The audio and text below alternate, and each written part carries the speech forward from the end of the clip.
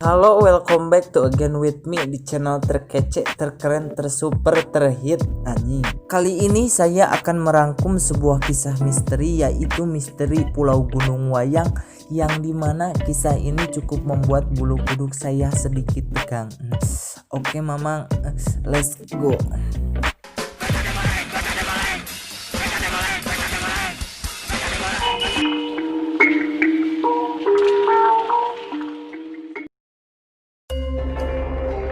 Setiap daerah menyimpan berbagai kisah misteri yang membuat penasaran, termasuk seperti di kabupaten terluas di Pulau Jawa dan Bali. Sejak beberapa abad yang lalu, pulau ini tidak memiliki nama. Namun setelah masyarakat setempat mengetahui bahwa di pulau tersebut seringkali terdengar pertunjukan pewayangan, akhirnya dinamakan Pulau Gunung Wayang. Jika diperhatikan, pulau ini tidak ada yang ganjil, malah terlihat sangat subur karena banyak ditumbuhi pepohonan hijau. Anehnya, pulau tersebut hanya boleh dinikmati dari kejauhan. Siapapun dilarang keras mendekatinya. Konon, barang siapa yang nekat mendekati atau menginjakan kakinya di pulau ini, maka dia akan bernasib sial, bahkan bisa berujung maut.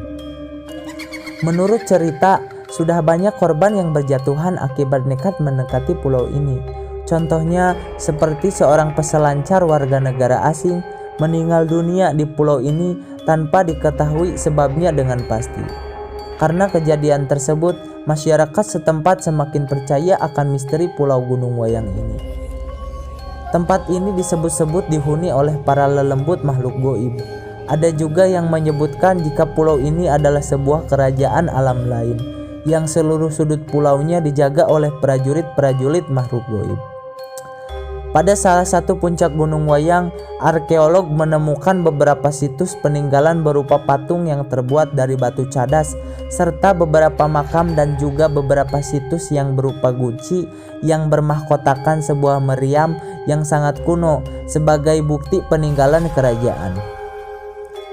Cerita rakyat tentang Gunung Wayang telah juga populer, terutama di kalangan masyarakat setempat.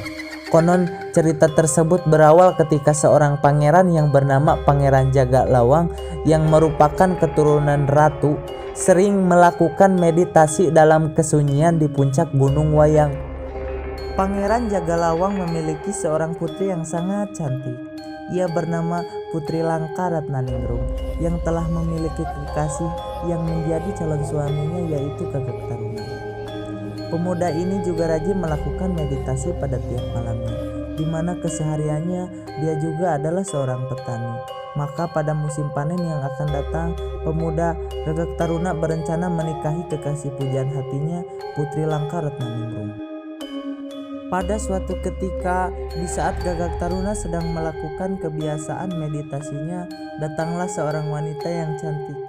Dalam keterkejutannya, Gagak Taruna jatuh cinta kepada wanita cantik yang ada di hadapannya itu.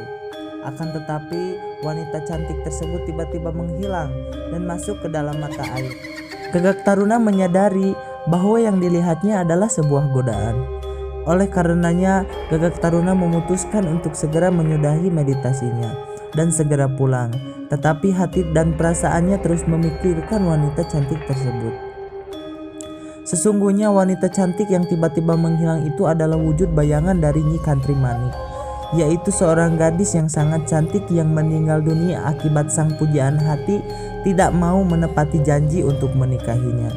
Oleh sebab itulah, Nyi Kantri Manik selalu melakukan balas dendam kepada semua laki-laki yang ada di sekitarnya. Gagak Taruna yang telah mempersiapkan diri segera melangsungkan pernikahannya dengan kekasih pujaannya. Kirap dan iring-iringan pengantin berjalan menuju puncak Gunung Wayang untuk pelaksanaan pernikahan. Ketika iring-iringan telah sampai di Hulu Citarum, Gagak Taruna segera melakukan ritual nadran, yaitu menebarkan bunga rampe, melati dan cempaka di atas mata air Hulu Citarum. Pengawal dan iring-iringan lainnya diperintahkan Gagak Taruna untuk segera melanjutkan perjalanan.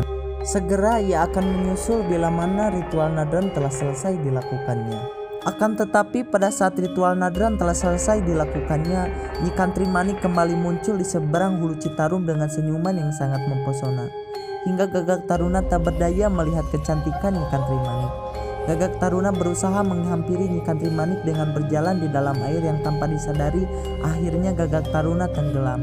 Di tempat sang calon mempelai wanita, semuanya gelisah menanti kedatangan Gagak Taruna. Akan tetapi ketika rombongan pengawal yang diperintahkan untuk menyambutnya menemukan Gagak Taruna telah mengambang di Hulu Citarum. Mengetahui kabar tersebut, Pangeran Jagalawang, ayah dari mempelai wanita, sangat berduka dan menyesali kejadian tersebut. Rasa duka yang mendalam tersebut membuat Pangeran Jagalawang melampiaskan kemarahannya dengan mengamuk dan mengobrak-abrik dapur tempat penyiapan makanan untuk pesta. Segala yang ada di dapur tersebut, baik peralatan maupun makanan yang ada, dilempar dan dibanting hingga terbentuklah kawah Gunung Wayang. Air panas serta dedaunan dan sayuran untuk lalaban dihempaskan hingga membentuk kawah Cibolang di Gunung Windu. Tak hanya peralatan yang ada di dapur, alat tabuh yang ada pun dilempar hingga membentuk Gunung Kendang. Nayaga yang terus-menerus berharap akan kedatangan Gagak Taruna tak mau pergi, hingga berubah menjadi patung. Akhirnya Pangeran Jagalawang menyudahi amuknya dan melakukan sepuh hati di Gunung Seda untuk menenangkan diri. Pangeran Jagalawang terus menanti kedatangan sang putri yang sangat dicintainya, Putri Langka Ratnaningrum, untuk segera pulang. Tamat. Ending yang sangat mengharukan. Hingga saat ini legenda tersebut menjadi misteri Gunung Wayang, yang apabila datang bulan purnama akan terdengar sayup suara gening gamelan yang menandakan sedang dilakukan proses penyambutan kedatangan mempelai pria. Dan pada saat bulan purnama tersebut juga sering muncul kepulan asap tebal dan berlapis yang bermakna sedang terjadi kesibukan di dapur yang sedang memasak dan menyiapkan makanan untuk pesta. Mungkin dengan adanya cerita mistis yang sulit dicerna oleh logika ini dapat menjaga kekayaan alam di sekitar pulaunya, sehingga masyarakat khususnya para wisatawan bisa lebih menjaga tata krama dan juga menghormati budaya setempat. Orang membenarkan hal tersebut tidak termasuk musyrik, karena kunjungan itu bukan ritual pemujaan atau menuhankan Gunung Wayang, tapi sekedar mengingat dan mengenang sejarah dahulu.